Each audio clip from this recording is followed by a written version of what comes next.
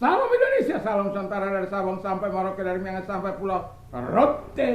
Mantaplah iman kita, mantaplah kasih kita, mantaplah pengharapan kita. Tentunya dalam Yesus Kristus menjadi Tuhan dan Juru Selamat kita dan Juru Selamat dunia. Jangan katakan bahwa Yesus bukan Tuhan, jangan katakan pula bahwa Yesus bukan Juru Selamat.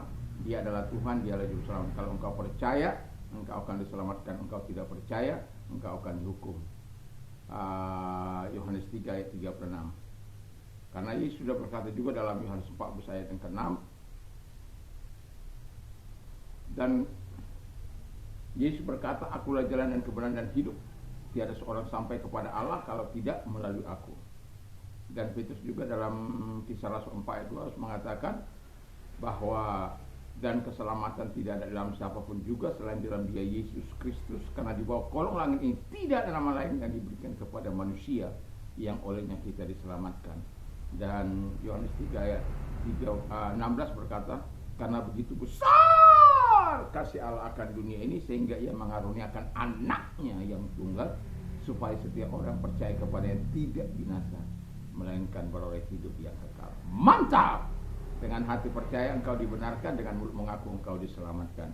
Kiranya di hari Minggu yang indah ini, sebelum kita mempersiapkan diri untuk beribadah, kita sempatkan merenungkan renungan firman Allah yang kita akan dengar, dan semoga kekuatan Tuhan, kekuatan firman, kekuatan Roh Kudus, kekuatan doa, kekuatan iman akan menyertai kehidupan kita dalam perjalanan di hari ini.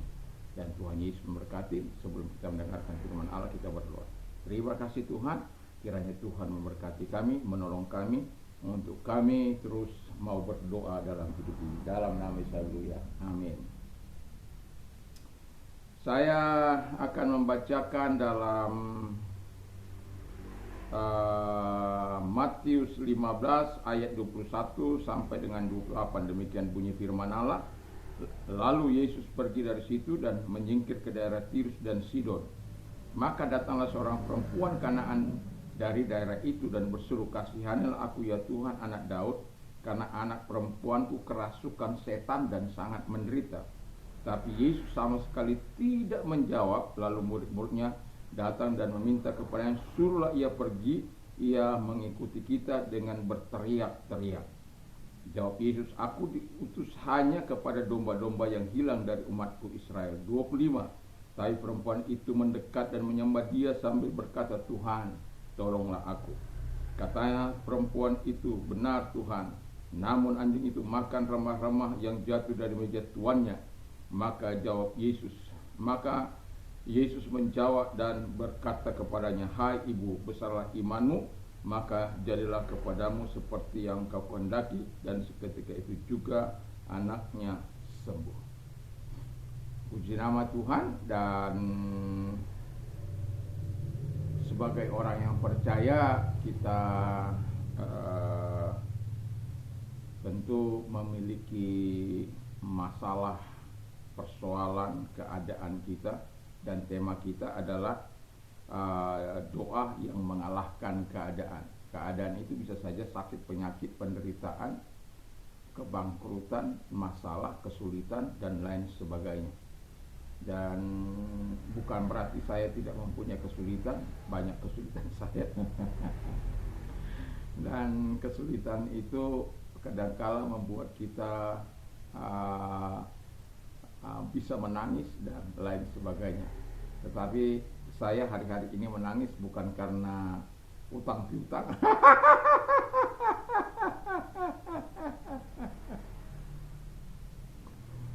Tapi pergumulan yang jauh lebih besar dari itu, yaitu tentang keselamatan jiwa-jiwa. Dan karena saya berpikir bahwa hidup itu memang harus berdoa. Dan kita tahu doa itu dapat mengalahkan segala situasi dan kondisi kita ketika kita mau sungguh-sungguh berdoa. Dan itulah sebabnya di dalam Alkitab kita lihat bagaimana orang-orang yang berdoa, mereka mengalahkan situasi mereka, kondisi mereka, keadaan yang tidak baik menjadi baik, keadaan yang tidak tenang menjadi tenang, badai yang datang disingkirkan karena ada doa-doa yang disampaikan kepada Tuhan. Saya mau bersaksi sedikit bahwa saya juga mempunyai pergumulan yang luar biasa. Bagi saya itu sangat luar biasa sebenarnya. Dan saya berkata sampai 31 Oktober yang baru lalu berapa hari ya, 2 hari ini ya. Saya sudah bilang sama istri saya, kalau sampai tanggal 31 Tuhan belum menjawab doa kita, ya sudah, berurusan sajalah dengan bank. Karena tidak banyak sih bagi saya, tetapi bagi saya itu cukup banyak ya. Lalu kemudian 30 saya ngomong, tapi jangan ngomong apa-apa dulu sampai tanggal 31, baru kamu boleh mengurus segala sesuatu untuk meminjam kepada bank.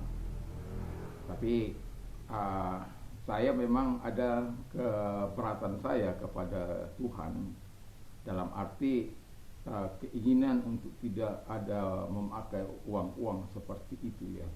Maunya uang yang tenang-tenang.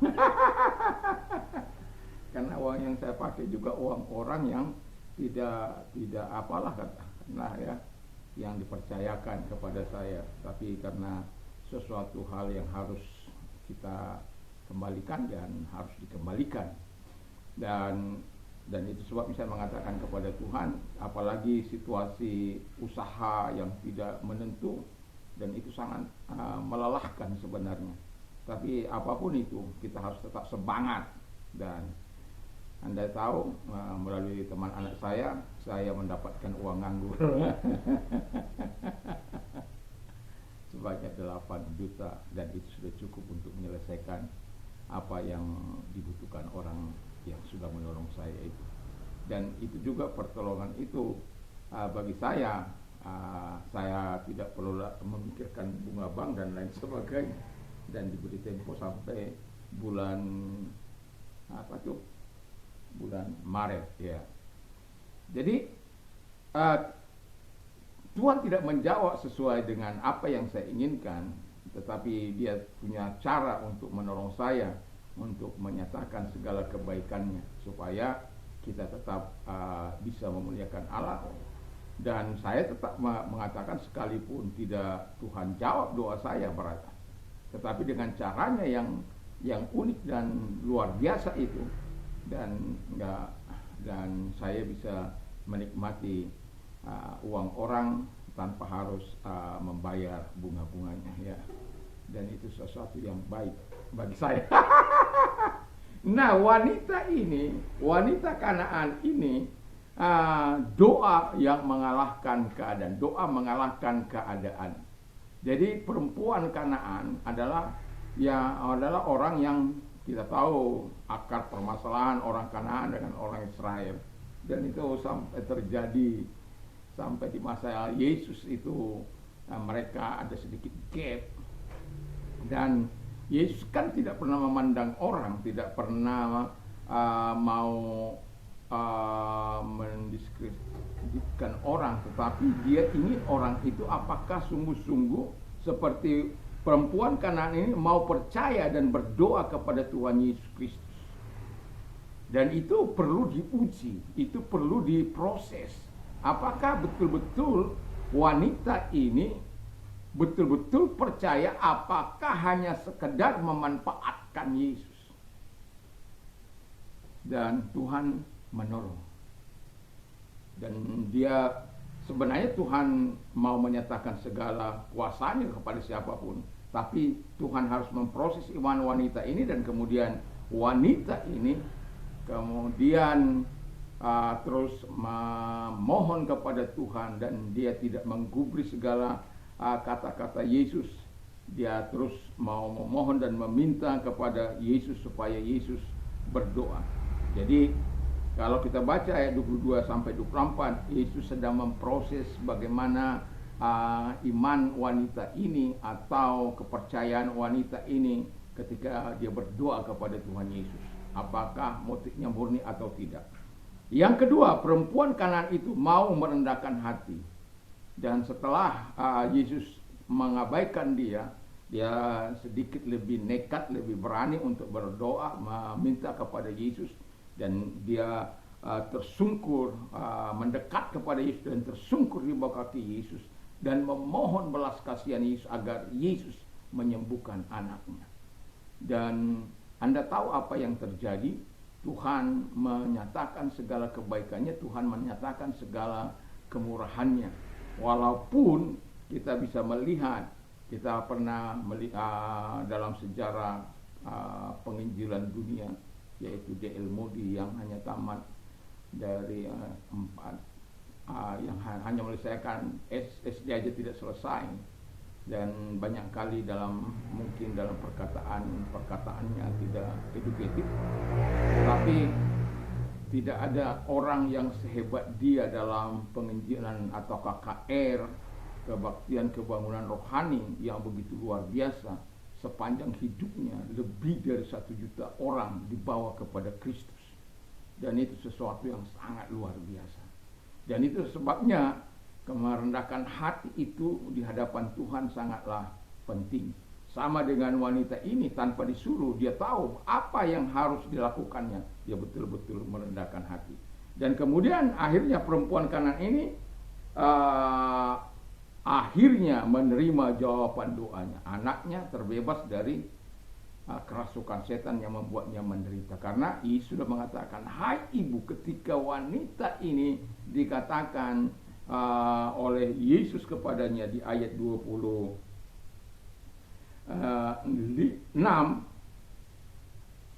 tetapi Yesus menjawab, tidak patut mengambil roti yang disediakan bagi anak-anaknya dan melemparkannya kepada anjing. Lihat jawaban wanita ini. Kata perempuan itu, benar Tuhan, namun anjing itu makan remah-remah yang jatuh daripada tuannya. Wow. Dan itu membuat hati Yesus jatuh ibah kepada wanita ini. Lalu berkata, hai ibu, besarlah imanmu, jadilah sesuai dengan imanmu. Seketika itu juga anak itu sembuh. Satu hal yang sangat luar biasa kalau kita datang kepada Tuhan. Dan ingatlah, doa memang menghilangkan banyak hal dalam hidup kita. Amarah, benci, iri, dengki, sakit hati. Jadi kalau orang yang suka berdoa tetapi masih suka iri, benci, sakit hati, dia tidak hilang dari hidupnya, wah itu bahaya itu. Tetapi ada banyak juga yang bertambah, kebaikan Tuhan, kemurahan Tuhan, pertolongan Tuhan, kebaikan Tuhan. Jadi kita tahu bahwa dengan berdoa kita banyak kehilangan hal yang buruk dari hidup kita, hal-hal yang buruk yang sering kita lakukan. Tapi Tuhan juga mendatangkan hal-hal yang baik yang senantiasa menopang kita untuk terus bertekun di dalam doa-doa kita seperti wanita ini, dan terus memohon kepada Tuhan, dan pada akhirnya dia mendapat kesembuhan anaknya. Dan saya berharap pergumulan apapun yang kita sampaikan kepada Tuhan, jangan pernah menyerah. Mungkin kita seperti saya katakan tadi, saya memberikan waktu sampai 31 Oktober Tuhan. Kalau enggak, bebaskan saya untuk mengambil, ya saya tidak ingin tidak bertanggung jawab terhadap apa yang saya sudah nikmati dari orang lain. Tidak mungkin. Dan itu tidak akan pernah akan saya lakukan. Dan itu sebabnya saya katakan, ya saya akan menggunakan itu. Dan tetapi saya sebelum menggunakan itu, Tuhan punya cara untuk menolong. Bahwa Tuhan itu sedikit membelokkan. Sama sebenarnya saya mau menikmati ada orang yang menolong saya, atau bebas, atau menolong dengan cara tanpa memberikan saya bunga, ya. Itu di zaman berat ini, di zaman sekarang ini, ya banyak pengusaha yang mengeluh, yang susah, dan itu sangatlah tidak mungkin bagi sebagian orang untuk menyerahkan uangnya begitu saja. Tetapi Tuhan menggerakkan orang tersebut untuk menolong kita, orang-orang yang membutuhkan pertolongan. Jadi jangan pernah berhenti berdoa, karena berdoa dapat mengalahkan keadaanmu. Jadi kalau engkau mau mengalahkan keadaanmu yang tidak baik menjadi baik, berdoalah. Keadaanmu yang bangkrut untuk menjadi diberkati, berdoalah. Apapun keadaanmu, kalau keadaanmu yang jauh lebih baik mau diberkati jauh lebih, itu pun boleh. Tuhan Yesus memberkati kita, dan kiranya Tuhan menolong kita terus untuk percaya kepada Dia dan selamat berhari Minggu dan beribadah kepada Tuhan. Mari kita berdoa. Terima kasih Tuhan, biarlah kiranya Tuhan menolong kami untuk terus berdoa, karena kami berdoa dapat mengalahkan keadaan situasi kami. Terima kasih. Dan kalau engkau sakit, apapun sakit penyakit, percaya, arahkan tangan kepada Tuhan. Tuhan mampu menjamah dan menyembuhkan engkau. Dalam nama Tuhan Yesus, segala sakit penyakit yang engkau perintah, keluar. Dan oleh pilu-pilu daripada Tuhan Yesus, engkau sembuh oleh kuasanya, engkau sembuh. Terima kasih Bapa di surga, pertolonganmu kepada mereka. Bagi engkau yang sedang mengalami keadaan sulit apapun, jangan pernah menyerah. Tuhan punya cara untuk menolong engkau dengan cara yang unik, mungkin tidak sesuai dengan permintaanmu, tapi Dia akan menyelesaikan dengan apa yang kau pohonkan kepadanya, walaupun dengan mungkin tidak pas pada tanggal yang engkau minta, tetapi Tuhan punya waktu yang tepat, karena kami pun memerlukan itu pada tanggal 11 yang akan datang. Dan Tuhan kiranya memberkati kita supaya kita terus beriman kepada Tuhan. Kalau engkau orangnya, mari angkat kedua belah tangan kita berdoa. Terima kasih Bapa di surga, kiranya Tuhan menolong mereka, memberkati mereka, apapun masalah mereka, kesulitan mereka, kiranya Tuhan menolong mereka dalam nama Yesus Kristus. Dan oleh kuasa-Mu Engkau menolong mereka, dan biarkan setiap kami memuliakan Engkau. Terima kasih, kami bersyukur dalam nama Yesus. Haleluya. Amin. Selamat pagi, selamat beribadah di hari Minggu. Kiranya Tuhan Yesus memberkati kita. Mantap, mantap, mantap.